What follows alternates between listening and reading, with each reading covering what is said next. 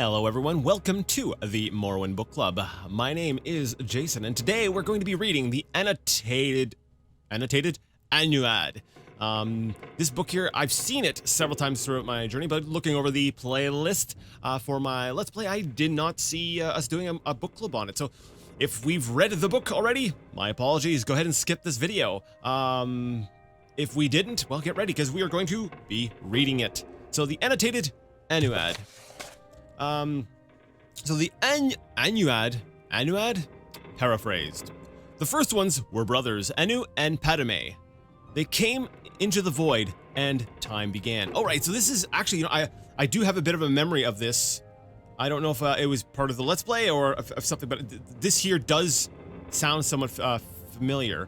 It seems like we're getting into like an origin story of the world, considering it says Nur. So I'm guessing, because I know the world in the Elder Scrolls is referred to as Nirn, so I'm guessing this is like an origin story. This is the genesis of the Elder Scrolls. Anyways, as Anu and Padme wandered the void, the interplay of light and darkness created Nur. Both Anu and Padme were amazed and delighted with her appearance, but she loved Anu, and Padme retreated from them in bitterness. Okay, it took me a second. I was like, I was reading Nur as Nirn, so I was like, oh, it's a world, right? And then I got really confused when they're like, oh, this world is beautiful, and then the world is like, no, like it rejects. And Padme is like, I love Anu. It's like, oh, okay, so this is a person, I'm guessing, or a god. Nur became pregnant, but before she gave birth, Padme returned, professing his love for Nur. She told him that she loved only Anu, and Padme beat her in rage. Anu returned, fought Padme, and cast him outside time. Nur gave birth to creation, but died from her injuries soon after. Anu, grieving, hid himself in the sun and slept. Okay. Meanwhile, life sprang up on the 12 worlds of creation and flourished. After many ages, Padme was able to return to time. He saw creation and hated it. He swung his sword, shattering the 12 worlds in their alignment. Anu awoke and fought Padme again. The long and furious battle ended with Anu, the victor.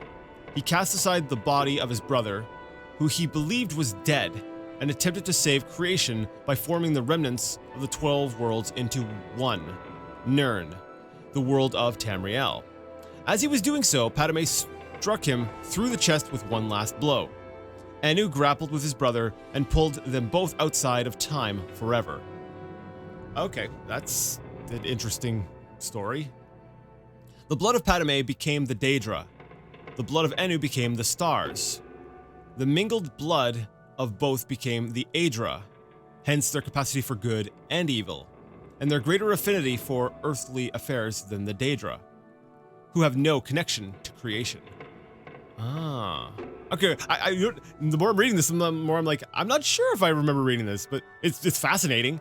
On the world of Nirn, all was chaos. The only survivors of the 12 worlds of creation were the El-Nofe,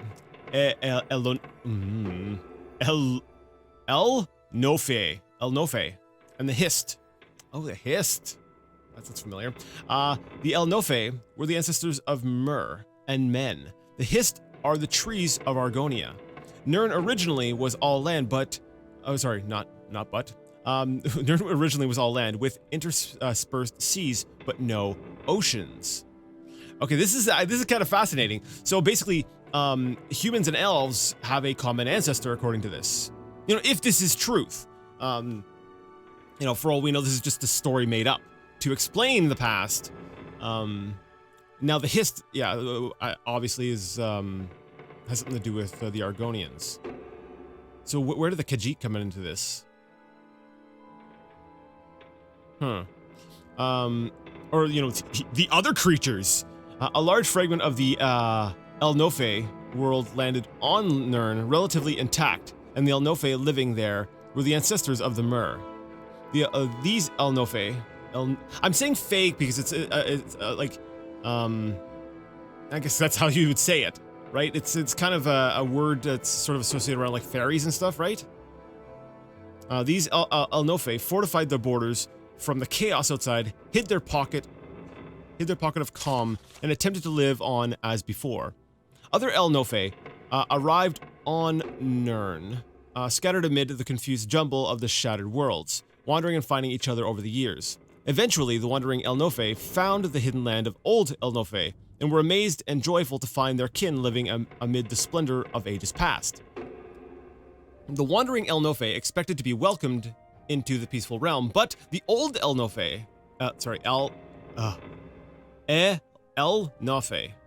looked on them as degenerates, fallen from their former glory. For whatever reason, war broke out and raged across the whole of Nirn. For whatever reason. I love this. We've got all this detail of like how the world is created and stuff, and then for whatever reason, to me it's like the author was just kind of like, I don't know, there was a war. War broke out and raged across the whole of Nirn. So basically it sounds like this is where like the elves did like I'm not sure who these. No, I'm getting ahead of myself. Let's finish the story, then we can analyze. The Old Elnofe retained their ancient power and knowledge, but the Wanderers were more numerous and toughened by their long struggle to survive on Nirn. This war reshaped the face of Nirn, sinking much of the land beneath new oceans and leaving the lands as we know them: Tamriel, Akavir, Atmora, and Yokuda. Now, I was aware of these three, but Yokuda, I don't remember. We don't necessarily see a lot of. We actually, I'm trying to think about this. In Elder Scrolls games, I don't think we typically see anything beyond Tamriel, except for. No, I think that's it. Maybe in a later game there is, but I'm not as well versed with the later games, so I don't know. We'll find out maybe when we get through Oblivion and Skyrim if you can take a little teleport trip somewhere, but I'm pretty sure you don't. The Old Elnofe realm, although ruined, became Tamriel. The remnants of the Wanderers were left divided on the other three continents. Okay. So the remnants of the Wanderers. So the Old Elnofe became Tamriel. So basically the Wondrous, we'll say the high up magical whatever people were the ones who stayed on Tamriel, and everyone else ended up on the other continents. Okay, so over many years, the Elnofe of Tamriel became the Mer. That's what I figured. That's where I thought this was going. The Dwemer, the deep ones, sometimes called dwarves. The Chimer, the changed ones, who later became the Dunmer. The Dunmer, the dark or cursed ones, the dark elves. The Bosmer, the green or forest ones, the wood elves. And the Altmer, the elder or high ones, the high elves. On the other continents, the wandering Elnofe became the Men, the Nords of Atmora, the Red Guards of Yokuda, and the... What the heck? The Seishi of Akavir. The Hist were bystanders in the Elnofe War, but most of their realm was destroyed as the war passed over it. A small corner of it survived to become Black Marsh in Tamriel, but most of their realm was sunk beneath the sea. Eventually, men returned to Tamriel. The Nords were the first, colonizing the northern coast of Tamriel before recorded history, led by the legendary Yggdrasil. The 13th of his line, King Harald, was the first to appear in written history, and so the mythic era ended. That's a fascinating story. Does not explain the Khajiit, though. Where... Seishi of Akavir? I'm like, the only hole I'm seeing in this right now is like, I don't know who these people are, so I'm like, a part of me wants to be like, oh, those must be the Khajiit, but that doesn't make any sense because the reference to Akavir, I've heard that, and that's very much so a human reference. So I don't know where the Khajiit come from. Maybe if we look back at like Arena, the Khajiit were very sort of humanoid. So did they come from men? Did they sort of, I don't know, mutate, evolve from men? Not too sure. Anyways, that one was incredibly interesting. I really enjoyed this little creation origin story. Yeah, that's fascinating. So that has been the Annotated Anuad. That is the genesis of the Elder Scrolls series.